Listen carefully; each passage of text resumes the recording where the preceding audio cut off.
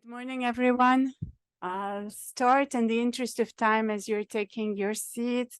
So again, welcome to yet one more session of City Debates / Palestine Week here at AUB in the School of Architecture and Design. We have our third Palestine panel, and a quick reminder that this afternoon at 6 in the Issam Fares Institute, our colleagues who have joined us for the conference will be again discussing in a roundtable our positions as urbanists and what we can do in a context like that from the position of our discipline. So join us as well for that if you're here. But I won't take more time. I'll just introduce Dr. Hansen, who's discussing and moderating this panel, and allow him to take charge. So I think many of you know Jens. He was here when we were all PhD students decades ago.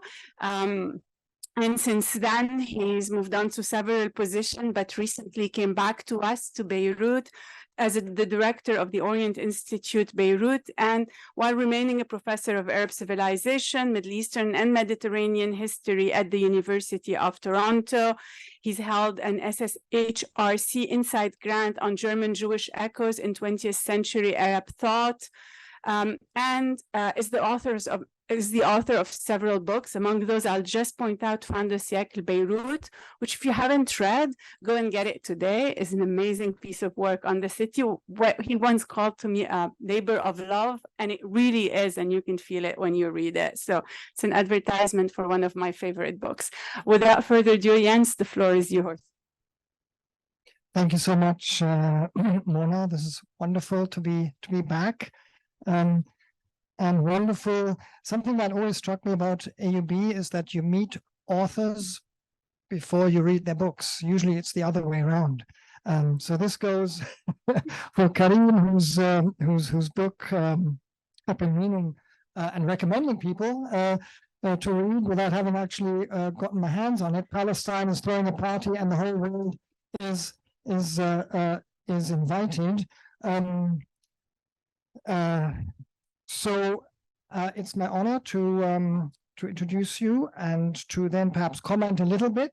I want this to be as open a discussion as possible. This is a panel that is part of Palestine Week, and therefore I would like to invite members of the audience to engage with our three Palestinian scholars. To start, Kareem Rabie is an anthropologist, assistant professor at the University of Illinois, Chicago. We then have, I think, second is going to be Dr. Omar Jabary Salamanca, who is the co-director of the Brussels Observatory of the Arab Muslim Worlds, I think co-director with Jihan. Okay, so Jihan Sphere, also an old friend from the 90s, is, I guess, cooperating with Omar. And finally, Maha Saman, an architect. So we've got an anthropologist, we've got a geographer, and we've got an architect. Maha Saman is the author of Transcolonial Urban Space in Palestine, Politics of Development, and she comes to us from Al-Quds University. So without further ado, Kareem, take it away. Okay. Pardon me. So first of all, thanks to Mona, Isabel, and Antonio for inviting me and for coordinating everything. I'm really glad to be here. This is actually the third time, and I've finally been able to come. So I'm happy about that. So also, I'm an anthropologist, which means in practice for you all that it's not obligatory for me to have a PowerPoint. So I'm just going to talk. And today, I want to talk a little bit about my research on planning at the city and state scales and what it might help us to understand about various visioning exercises for Palestine. So it's really difficult to talk about this right now because a lot of my work, well, first of all, my work is in the West Bank specifically. And I talk a lot about, I emphasize class aspiration, new forms of construction, forms of politics that sort of seek to circumvent occupation in some ways or another. When the primary thing right now that's on everyone's mind and the primary thing in reality is the war on Gaza, the violence of bombs and guns, as well as of deprivation and the genocide being carried out on Palestinians there. And so it's hard to sort of return to this research in the current context. I want to say that I think that this project might help point towards sort of forms of connection, the push and pull, precarity, and violence that characterize Israel's spatial and human management of Palestine. So one of the ways that I've been thinking about it is if we're accustomed to hearing this sort of weird, obscurant, insane language like deconfliction sites, even the word safety. One of the things that my work might raise questions about is about how things are distributed across historic Palestine. Okay, so let me situate this a bit. Today, I'm drawing on research that I conducted for my book on privatization and housing development in the West Bank, and an article on planning I wrote for Focal, and how it's intertwined with the state building project there. I make a lot of arguments about the political economy of the state, the way that Palestine is being crafted as a state scale market translatable to other such scales of market organization, and so on. In the book, I move through planning to try to understand the big picture. Here, I'm going to try to do the reverse and tell you some sort of loose thoughts about planning itself as a way to chart how state scale political ideology and change are negotiated, touch the ground, and are made manifest in Palestine, and what that process can tell us about the political economy in the future being elaborated there. I want to analyze the consequences of the shift from Oslo-era national planning for a future sovereign government to contemporary planning that emphasizes the state essentially as a scale of market organization to ensure future economic growth and accumulation. So it went from emphasizing local, practical, material concerns for citizens, such as housing and distribution, to organizing around abstractions and cultivating, for example, a population of homeowners. I think this relates to some of the questions on Wednesday, the structure of possibilities in the current, we can say, conjuncture or historical mode of production about how to plan. I'm not, like some people here, getting emails from Norman Foster, but I understand the dilemma, what's possible at scale. When I had this question about whether states are the sort of natural body charged with planning, something like that. And like Jameson has this line about the architecture is the art with the closest constitutive relationship to capital. That's sort of like an underlying thing here because of how it mobilizes state and scale and governance and so on. We had spatial fix yesterday, way to read the landscape, things like this. So anyway, the big picture of the current West Bank state in the making goes something like this. What better form of local governance could the settler regime want than one that does not affect the sovereign state, allows territorial and practical control, creates new opportunities for accumulation in Israel, and does not incorporate the native population as equal citizens? In what ways is the current condition of governance in Palestine an anomaly in our present? Is it possible, as some of our friend Nasser Abu Rahma has asked, to think about Palestine across other such contexts of stripped down autonomy, like in Detroit under emergency management, the sovereignty of nearly state scale governance and peacekeeping missions, towards something like, this is his line, a post-austerity shift from the sovereign moment of decision-making to the duration of management. And I thought a lot about Noor's discussion of Samud, which, I talk a little bit about sort of how it's mobilized in a really sort of backward looking way among these real estate developers. And I really was taken with this definition of duration with purpose. So, and there is a question about how duration with purpose intersects with management over time for these bourgeois Palestinians who are considering their nationalist politics in this way. So planning here matters because it's a set of practices and state scale interventions. It's a shifting terrain for national ideological and material projects to stabilize and orient Palestine, even though it's suspended by and within political conflict. So here's how Hiba put it. She talks about the mutual emergence of development and planning and asks what can happen when planning narrows and loses its, quote, ethical basis in socioeconomic development, that is, in efforts to address social inequality, poverty, spatial justice, and redistribution. It becomes little more than a tool for ordering space in the interest of those in power, devoid of normative attributes of equity and social justice that are usually attributed to planning practice. So the Palestine context is different than Hiba's Lebanon, but planning is not about a war yet to come, but about imagining a peace yet to come. I remember actually, I don't know where Hiba went, but the AAG book thing you did with Ruthie, and with Ruth Wilson Gilmore, and she talked about people are sort of protecting themselves against future disaccumulation was her line, and that really stuck with me because that also I think relates to this big question we had on Wednesday about private property that I told you I wanted to talk about. So management over time is, I think, a kind of a perpetual planning for the day after, for a future that no one seriously believes will emerge, but which is having material effects on the present contours of politics, class, and social life and reproduction in Palestine today. Planning for a privatized state means that ideas of equity are already structured by class and by access to aspiration. Justice is distributed by the private sector by its own sense for what counts. Planning and consolidation in Lebanon are part of protection against future losses.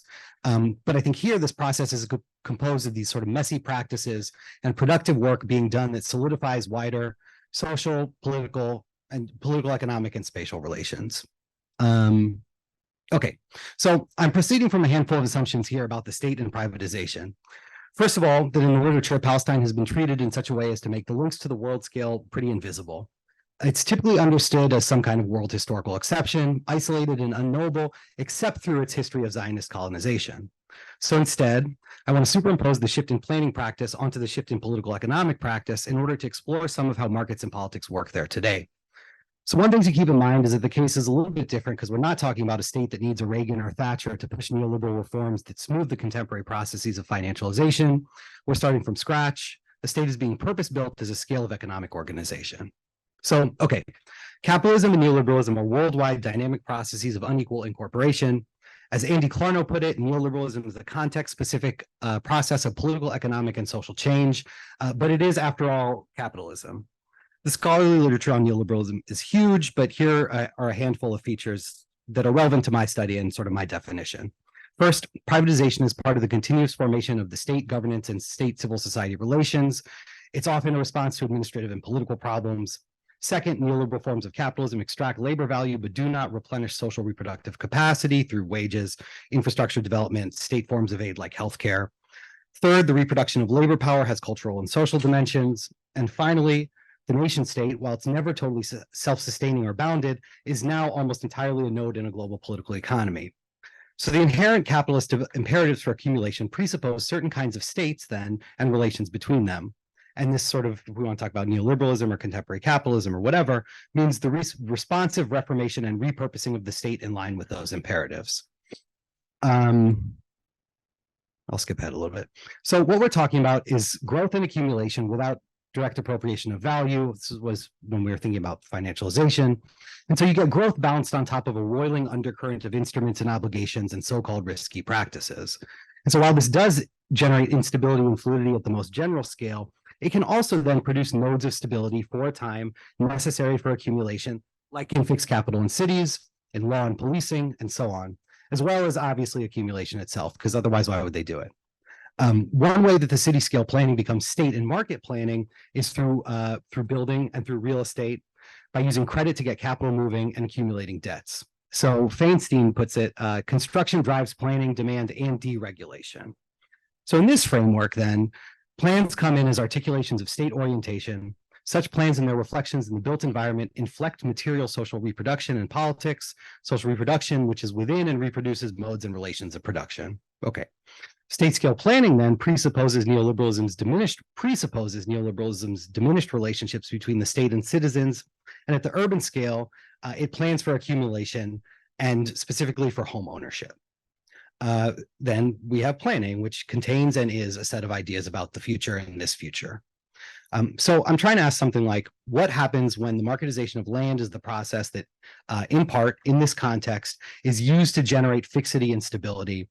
How can a geographical analysis of capitalist regulation and crisis management help us to understand disruption? And the process part is really key here because here's language from Gilmore's recent introduction to On the National Question.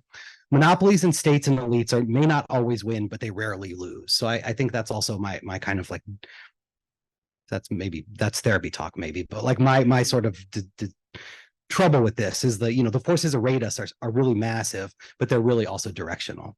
So now the shift in approach in Palestine. The next steps for those empowered to plan in Palestine are pretty clear and then logically coherent. How to stabilize the foundation for a future in which full sovereignty is doubtful. How to both orient a state and do strategy in an already uneven global political economy that emphasizes circulation over production. And so for us, how do ideas about plans and stabilization change when confronted with the problems of a global political economy in which states no longer worry about social reproduction. So since Oslo, planning has served changing political imperatives. First, to formalize activity on the landscape, and second, as a language for enforcement and to circumscribe Palestinian existence and possibility. Now, today, it's used to open previously unprofitable land to capital investment, but that approach was not preordained. The PA operationalizes confusion, but prior to the Fayyad regime, there were attempts to use it to establish an alternate political and spatial practice that served Palestinians and worked explicitly towards the future state. So the majority of my main research project, my book, is about the sort of the first part, the contemporary moment of real estate development and national scale planning in Palestine. But in the Oslo era sort of hopefulness of the mid and late 90s, a Palestinian-led planning movement emerged in one part of the PA. The 1998 National Plan was the first serious attempt in more than a decade to institute a legal, formal, comprehensible planning regime for the West Bank and also at that time Gaza. Palestinian planners set out to use their new authority under the PA to create a comprehensible system as well as a roadmap for formalizing Palestinians' interactions with the built environment for the future. Palestinians planners knew their authority in the moment could be fleeting, so they attempted to fix certain things such as regional planning and resource use. And they came up with a detailed plan that ultimately was stymied structurally and legally and had no power or possibility for implementation. This was behind my question of the insurgent bureaucrats. The plan frames its goals in terms of the need to create a responsive framework for fixing the structural, physical, economic, and environmental problems that decades of occupation had created for Palestine.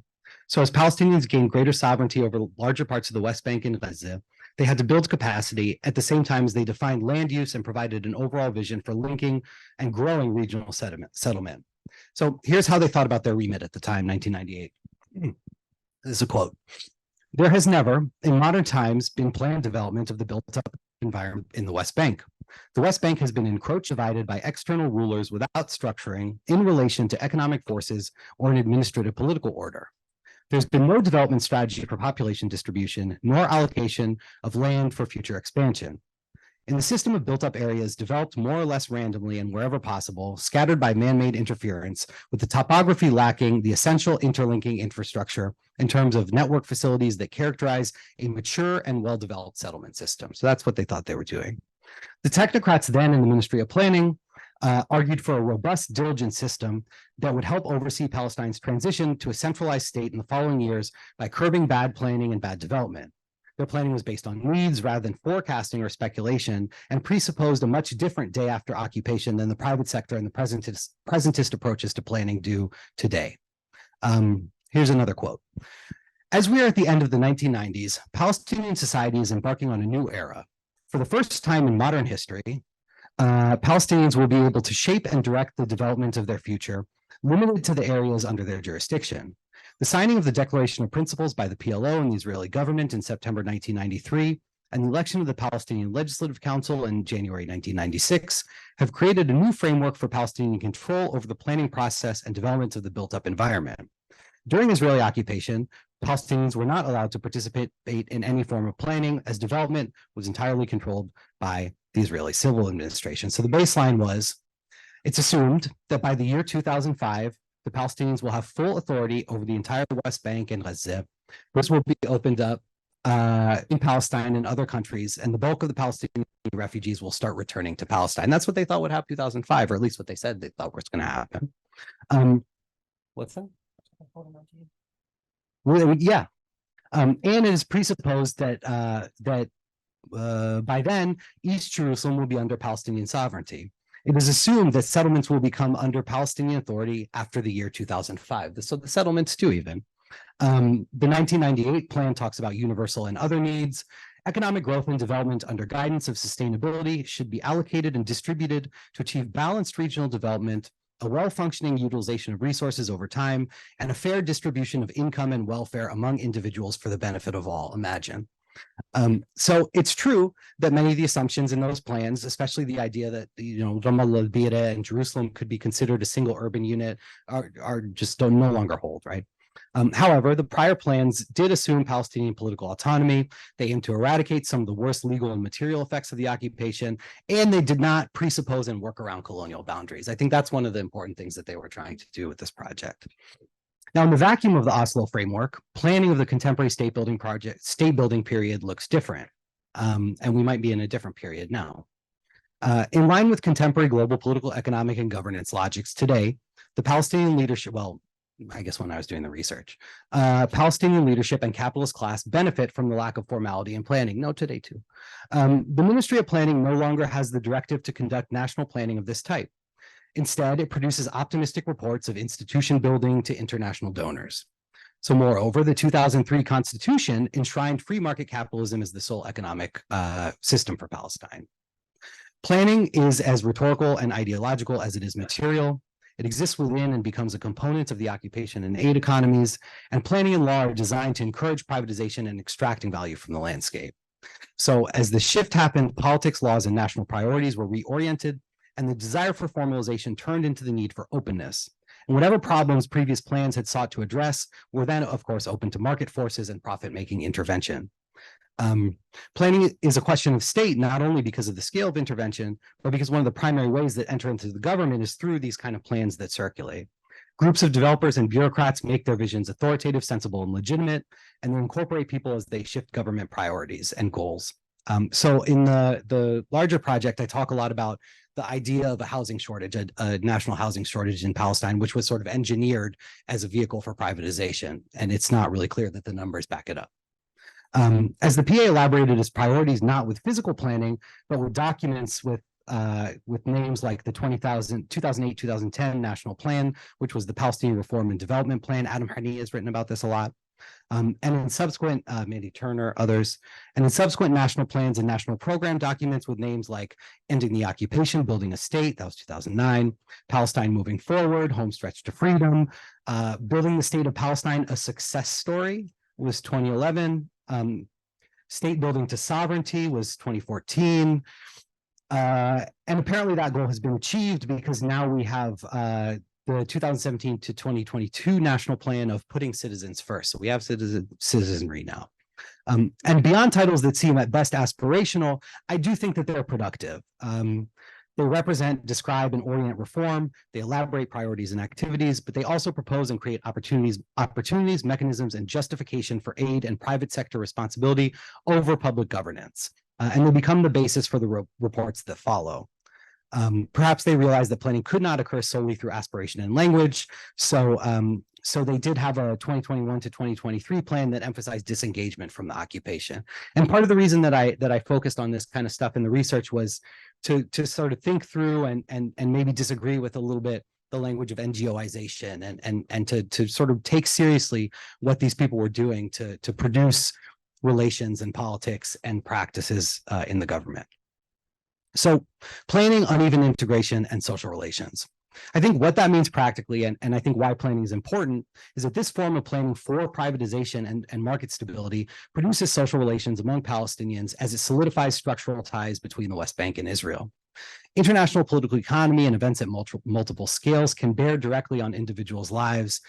In complicated and murky ways, as we all know, international aid has been reoriented as investment.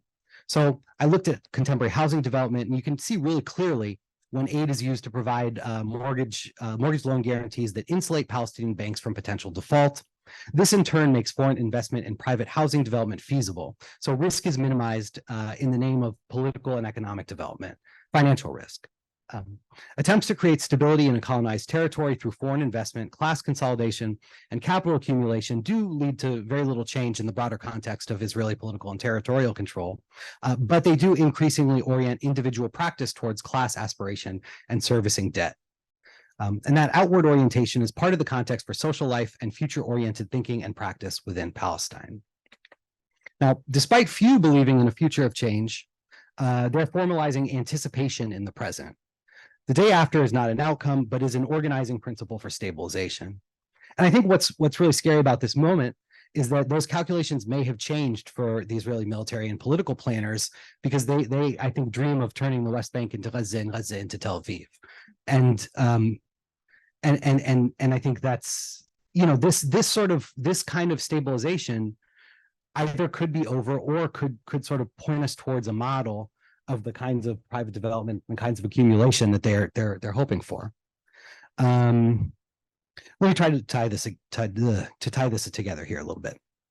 So I look at large-scale debt-financed upscale housing developments that are places that clearly show the responsiveness and scale planning to external investment and financialization. I think through the state, the nationalist bourgeoisie is trying to delink big capital from the occupation and allow Palestine to more fully enter the world market. Financial normalization may change the status of normal as far as capital accumulation is concerned, and it's helping to build a state and economy. It's helping a state and economy emerge from the raw materials of the normal conditions, which are, of course, obviously the occupation.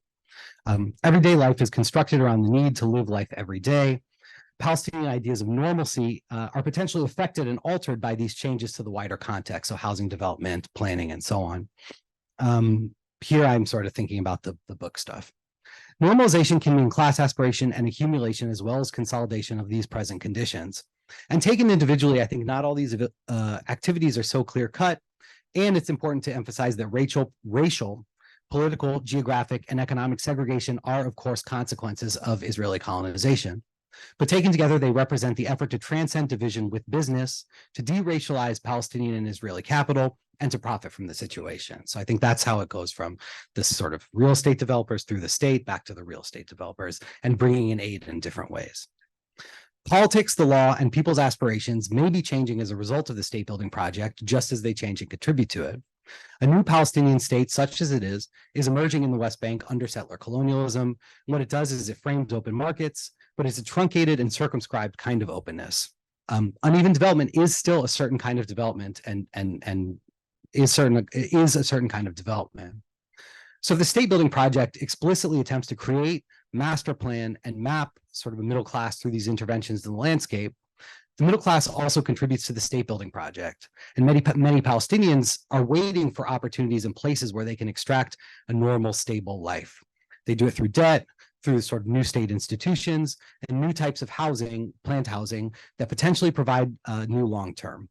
Class aspiration and occupation can exist simultaneously, and laws are being reformed to create the administrative capacity for widespread change. I mean, I guess it's sort of related, but I was thinking about, I went to the second annual Palestine Investors Conference, which was several years after the first. It wasn't annual, in the Bethlehem Convention Center, the new one. And it was this huge meeting, and it was all these real estate developers, and George Mitchell and Tony Blair were there. And I remember going to a talk, and it was the day after Israel had murdered the activists who tried to break the siege in the naval blockade in Gaza, the Mavi Marmara. And so there was a lot of discussion about what are they going to do about the conference, and they ultimately decided to hold it, of course, and just lower the flags to half-mast. But I remember going to one of the talks, and there was this guy, and he was a real estate developer, and he was saying, like, encouraging Palestinian guy. And he was encouraging Palestinians to come and bring their money back. And I was, one of the only people there, I think, who wasn't, sort of rich or participating in the conference. And he said, make no mistake, there are returns to be made here. We could get returns elsewhere, but here there are returns to be made here. And typically when you hear Palestinians talk about return, it's not talking about return on investment. But I think that, like, I wanted to really take seriously what these planners and what these developers and these capitalists are doing, because I think that there is sort of a transformation at that scale of national politics through the sort of like political economic mechanisms. And anyway, I'll end there. Thank you very much. I'm grateful.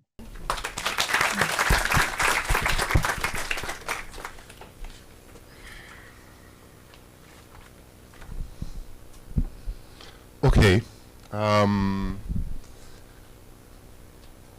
Yes. Good afternoon. Thank you all for coming, for being here. I would also like to echo what has been said already by the previous speakers, and to thank the Munas, Isabel, Antonia, all the team that has supported and put this together so flawlessly and gorgeously, but also for building and sustaining a space like city debates for 2 long decades, where conversations about southern urbanisms can be had, at a time where it is precisely that kind of urbanism that is and should be the mainstream, and where disciplines like geography, which is mine, continues to marginalize these fields. So thank you so much for that, and congratulations, and keep up that amazing work.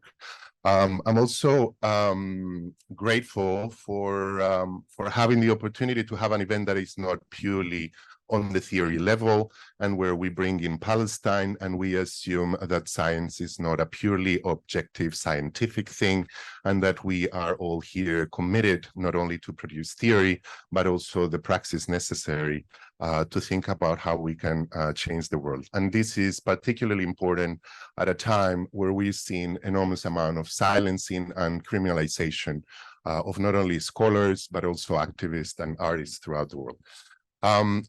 I missed the morning session, sorry about that. So I don't know if this has been said, but I think it's fair if I claim that we will dedicate this panel today to the Palestinian women all over Palestine, but especially those in Gaza in International Women's Day, who are standing tall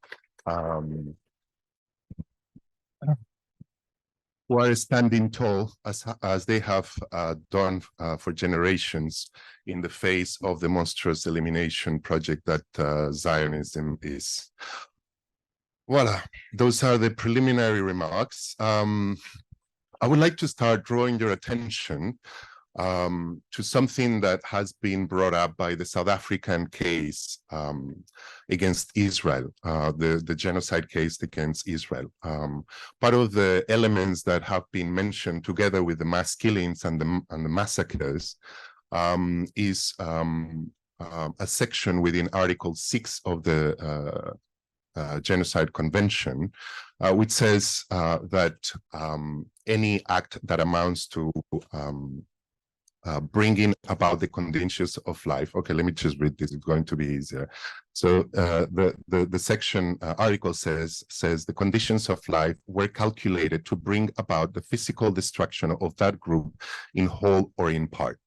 And so this is one of the 5 items that allowed the law to consider and determine whether there is a genocide that is being committed. But I find this idea of the conditions of life particularly interested in regard to the work that I've been doing during the last decade, work that I sort of like bring under the umbrella of something I call the fabric of life, weaving the fabric of life in colonial Palestine.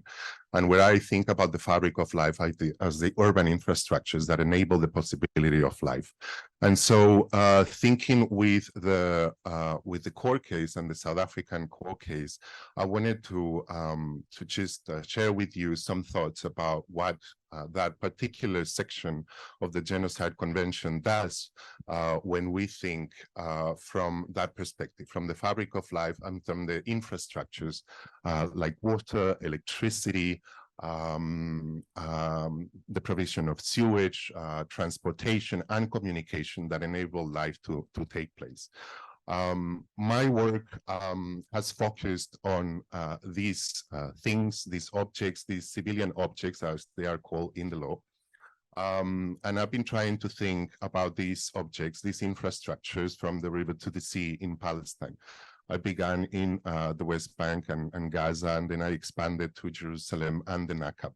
And I'm hoping that in the book that I'm working on, I would be able to sort of break the exceptionality that in part Kareem was mentioning, where usually urban studies particularly, or Palestinian studies, tend to focus either in one region or another, or try to think after a particular time. So I'm trying to think from a materialist perspective about the histories and geographies of these networks.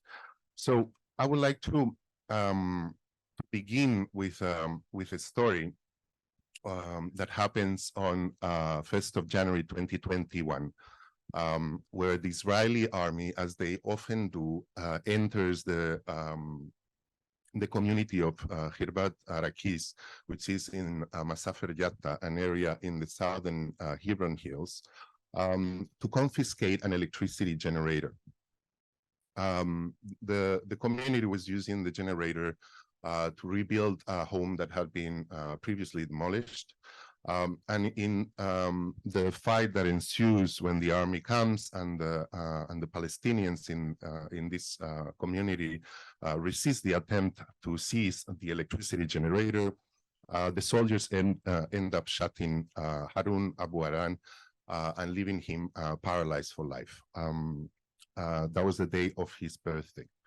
So I bring this gruesome episode, a story, to sort of show the lengths at which the Israeli state goes to size these infrastructures which are essential for life, right? And the point I'm going to try to be making today is that sizing these infrastructures is not only critical in order to display populations, but that infrastructures as minor as these electricity generator, and you can think about this infrastructure also as larger and more consolidated grids of electricity or water, that these infrastructures are essential for biological and social reproduction. And so that's the point I'm going to try to be making today. And this example follows a very enraging sort of series of very well documented cases where Israel keep demolishing, destroying these infrastructures. And we've all seen these images in social media where essentially Israelis come and they undig plastic pipes of 5 millimeters that provide an entire community that is not allowed to build a proper infrastructure. And they come in with the bulldozers, with the soldiers, with the border offices in order to destroy this infrastructure. No? So for me, thinking with this, what I'm calling here a minor frontier geography, and I mean minor in the sense not of being irrelevant, but minor in the sense of places that are in the margins and that we often do not consider. Urban studies tends to focus very often in major cities. We don't consider what happens elsewhere. This might be considered essentially a rural area. And I'm trying to look at these infrastructures that for me have always been urban and that connect very often these faraway distant places to nearby urban regions. And so what happens in Palestine with regards to infrastructure is, I think, distinct of state disinvestment accounts that we often see, the scholarly accounts where they talk about state disinvestment due to neoliberalism, urban warfare strategies confined to wartime, or lack of funding and political will to extend national development across peripheral regions. And I think that what I'm proposing here is what can be learned from this and other contexts in Palestine is a more insidious history of the way indigenous infrastructure are constitutive of the logics of settler colonialism and racial capitalism, but also a vital terrain for land-based practices of anti-colonial resistance. So, matters of reproduction. Settler colonial capitalism is fundamentally haunted by the question of indigenous social reproduction. That is, the practices, the spaces, and ecologies that support the biological and social reproduction of colonized bodies, households, communities, and societies on a daily and intergenerational basis. This anxiety for the messy, fleshy stuff that sustains indigenous life and work fundamentally stems from the imperatives of settler statecraft, which essentially means that settler colonialism comes to stay, wants the land, and doesn't want the people. What I find interesting is that the displacement and logic of elimination of settler colonialism is also premised can only take place at the expense of devaluing and depleting indigenous world, no?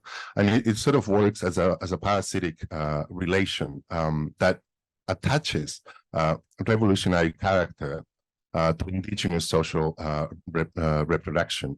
And it necessarily places social reproduction as an essential yet, I think, under-recognized terrain of dispossession in existential struggles for life and land. And I mean under-recognized as an urban matter.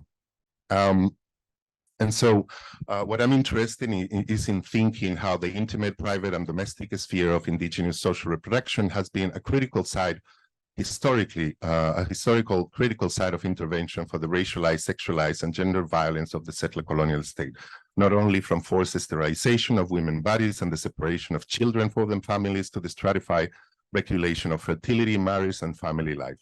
But a more expansive understanding of social reproduction, I argue, must contend also with the built environment that enables the condition for indigenous reproduction in ways that both include and exceed the body and the domestic sphere. Basic infrastructures such as energy, sanitation, and transportation are in this sense critical insofar as they provide the ability to reproduce ways of being in place and to sustain material livelihoods. Connecting the intimate scale of the body to the global large and small infrastructures make possible biological reproduction, the reproduction of the labor force, as well as social relations. The availability or lack of these material supports conditions thus the tight interlinkages between productive and reproductive activities. Wires, pipes, and ribbons of concrete are not just purely technical matters, but structural and intimate necessities of the body politic. Without them, the possibilities of living a productive and dignified life become compromised. In this sense, the social in social reproduction is decisively a social material relation. So in my work, I trace, as I was saying, this phenomenon across different geographies. And I try to think about how this has been a historical process. And we can think, for instance, about, and I wanted to bring another case, but that doesn't only talk about the sort of ways in which Israel uses infrastructure as a weapon, but also how Palestinians use these infrastructures as a way to defend their lands and to materialize forms of indigenous sovereignty.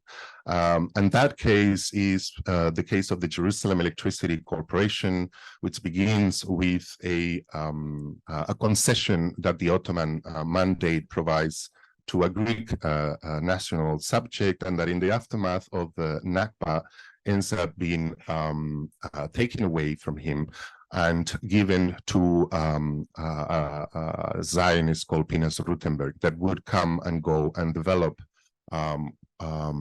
electricity production for all Palestine through the exploitation of water resources.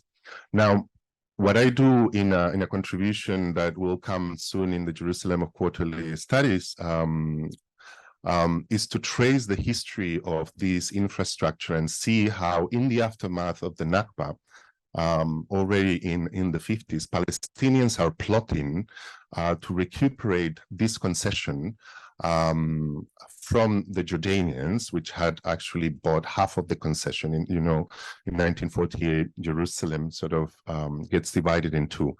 There is a concession there. Palestinians, in the aftermath of the Nakba, plot to recuperate this and produce and create an electricity company that would provide electricity for the wider region of Jerusalem.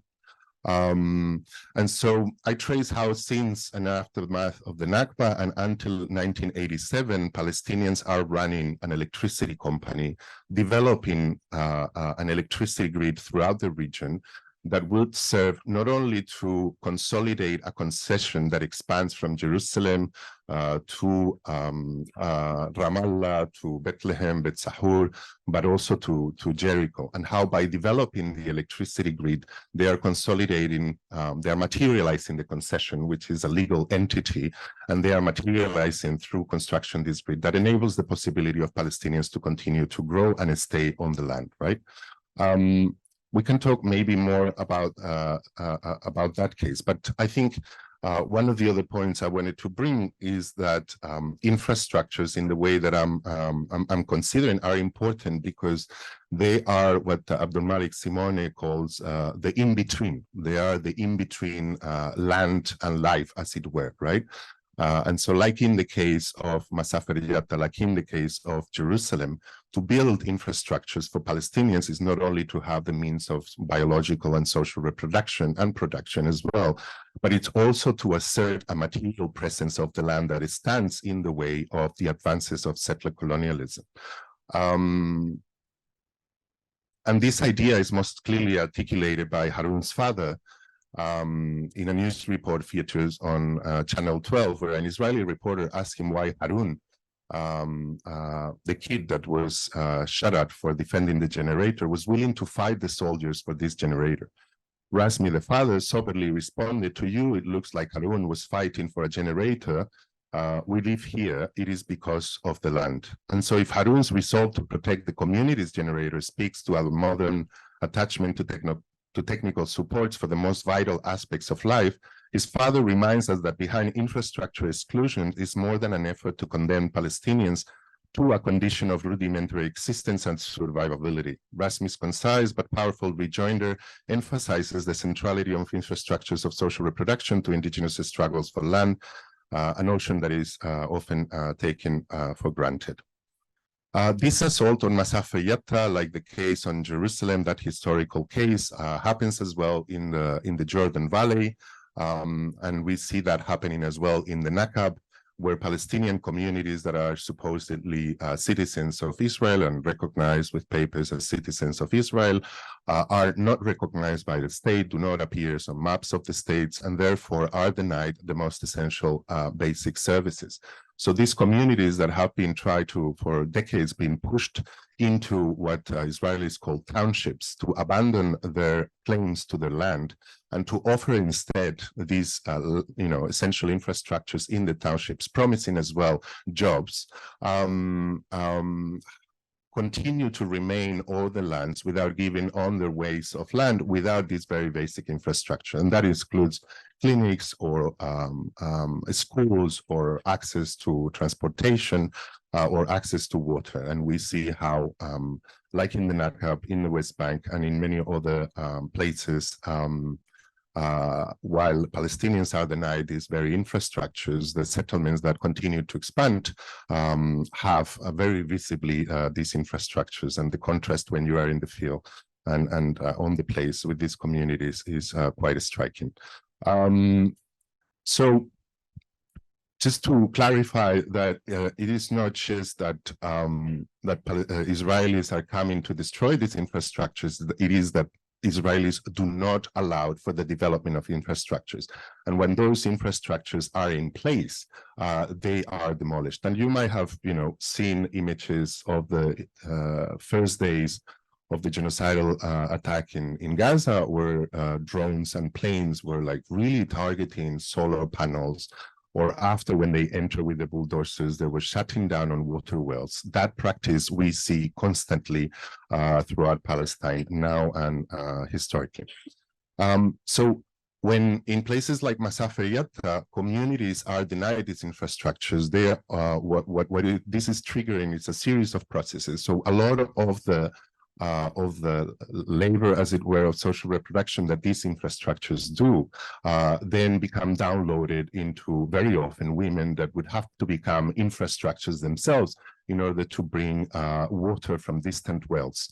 But it also means that not having these infrastructures impedes the possibility of a lot of herding communities to continue to grow crops or to use their herds because of the lack of water or the seizures of land, pushing a lot of these communities to end up in what is clearly a process of primitive accumulation, to end up working in settlements across Palestine. And so that is what I mean with this process of parasitic accumulation. And settler colonialism has often been criticized in certain instances because the question of labor has not been central. And I think that in part of what I'm doing in my work is not only to, in this case, point to the question of social reproduction, but also think with who is it that is building these infrastructures that are essential for social production, but also for defending the land, and they are vital terrains for land-based practice of resistance. And we see this resistance also with many different organizations. So while farmers are being dispossessed from the land because these infrastructures are disappearing, we also see the Union of Agricultural Worker Communities trying to build these infrastructures at night, at the cover of night, hiding from Israeli settlers trying to develop roads that can give access to farmers to their land. So this is the kind of insurgent forms of development and planning. But also there are other forms, like in the Nakab, where litigation through the court is being used as a way to recognize the necessity of the Israeli state to provide these infrastructures. And it is by recognizing the need for these communities to be provided infrastructures that then these communities become in themselves recognized. And so we see here another example of the ways infrastructures are being used as a way to acquire the citizenship that is seemingly granted to these Palestinians in the Nakab. And I wanted to finish by just making a concluding thought about the discussions that have already happened, and how rather than thinking about imaginaries and futures, how these very infrastructures, and we can talk more about them now, how these infrastructures that have been built by Palestinians to continue to allow for these communities to survive on the land. And we see particularly these processes in frontier communities, in rural areas, which are usually the most vulnerable communities. But rather than think about what can be done in a distant future, I think that for me, these are the infrastructures that need to be supported. These are the infrastructures that of the here and right now built, like what we are seeing in the Gaza in terms of liberation infrastructure, those tunnels that have been dug in and developed for at least 2 decades, and that will be studied in the annals of urban warfare. And I just with this quote from a dramaturg from Haifa, Amir Nisar Swabi, that wrote this in 2014. 10 years and 7 operations later, the mission is completed. Upper Gaza is totally abandoned. All of Gaza has moved underground. Men, women, and children, a great mass of people. We dug entire neighborhoods, streets, highways, schools, theaters, hospitals. We dug mirror images of the land above that we abandoned. We gave up on the dream of getting out of the Gaza Strip, on the promises to lift the blockade, to find a solution to the crapness and the hunger, and we took action. We were attacked from the sky, from the sea, from the fields, who had 1-ton bombs drop on our heads in pointless rounds of killing, have turned our back on life. We, whom the world forgot, decided to pay it back in kind, and forgot it right back. Having despair of the world, of the fear, of the blood, the only refuge left to us was the earth. We buried ourselves alive. And we start to hope that if we keep on digging all the way to the core, if we don't stop, if we perforate the land like a honeycomb, if we make it as flimsy as silk, maybe it will suddenly collapse in on itself. And then, like a tray piled with cups of coffee and cookies that crashes to the floor in a mess of crumbs and glass, it will all mix together. The upper part and the lower part will blend, and the rules will change. And we'll be able to say with a sigh of relief, here's a piece of sky mixed with a cracked piece of sea. Here's Suyuaye mixed with Serodot. Here's Zaytun mixed with the Mount of Olives. Here's the compassion mixed with relief. Here's one human being mixed with another. And we'll know that we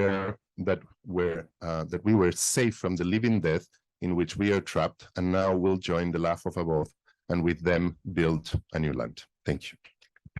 Have a plea, please. Thank you so much, guys, for a great panel. Thank you, Jens, for super coordination. Thank you, everyone, for your great listening.